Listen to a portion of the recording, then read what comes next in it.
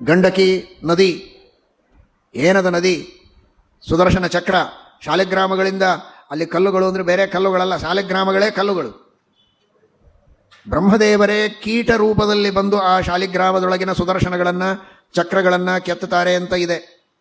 ಹಾಗಾಗಿ ಪರಮಾತ್ಮನ ವಿಶೇಷವಾದಂತಹ ಸನ್ನಿಧಾನ ಆ ಶಾಲಿಗ್ರಾಮಗಳಲ್ಲಿ.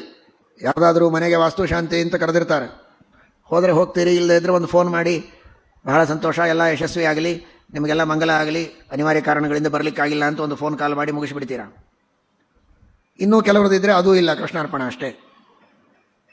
ಆದರೆ ನಿಮ್ಮ ಮಗನೇ ಬಹಳ ಚೆನ್ನಾಗಿ ಒಳ್ಳೆ ಶಿಲ್ಪದಿಂದ ಮನೆಯನ್ನು ಕಟ್ಟಿ ವಾಸ್ತುಶಾಂತಿ ಮಾಡೋದಕ್ಕೆ ಬನ್ನಿ ಅಂತ ತಂದೆ ತಾಯಿಗಳಿಗೆ ಕರೆದರೆ ಆದರೆ ಬರ್ತೀವಿ, ಇಲ್ಲದೇ ಇಲ್ಲ ಅಂತಾರ. ಸಂತೋಷದಿಂದ ಹೋಗ್ತಾರೆ, ಕರೀದೇ ಇರಲಿ ಹೋಗ್ತಾರೆ. ವಿಶೇಷವಾಗಿ ಉತ್ಸಾಹದಿಂದ ಓಡಾಡ್ತಾರೆ, ಬೇಕಾದಷ್ಟು ಆಭರಣಗಳನ್ನೆಲ್ಲ ಮೈತುಂಬ ಹೇರ್ಕೊಂಡು.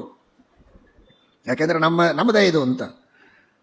ಶಾಲಿಗ್ರಾಮದ ಶಿಲ್ಪವನ್ನು ಕೆತ್ತಿದವರು ಯಾರೋ ಅಲ್ಲ, ಸ್ವತಃ ಪರಮಾತ್ಮನ ಮಗ ಬ್ರಹ್ಮದೇವರು. ಹೀಗಾಗಿ ಅವರು ಕರೆದ್ರೂ ಸರಿ, ಕರೆಯದೇ ಇದ್ರೂ ಸರಿ, ದೇವರು ಪೂರ್ಣವಾಗಿ ಅಲ್ಲಿ ಸನ್ನಿಹಿತನಾಗಿರ್ತಾನೆ.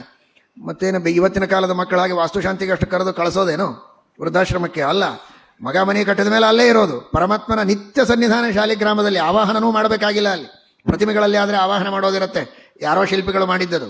ಆದರೆ ಶಾಲಿಗ್ರಾಮ ಬ್ರಹ್ಮದೇವರೇ ಮಾಡಿದ್ದು, ಅಲ್ಲಿ ಆವಾಹನೆಯೇ ಇಲ್ಲ, ನಿತ್ಯ ಸನ್ನಿಧಾನ ಅಂತ ಹೇಳಿದ್ದಾರೆ. ಅಂತಹ ಶಾಲಿಗ್ರಾಮಗಳಿಂದ ಕೂಡಿದಂತಹ ನದಿ ಗಂಡಕಿ ನದಿ.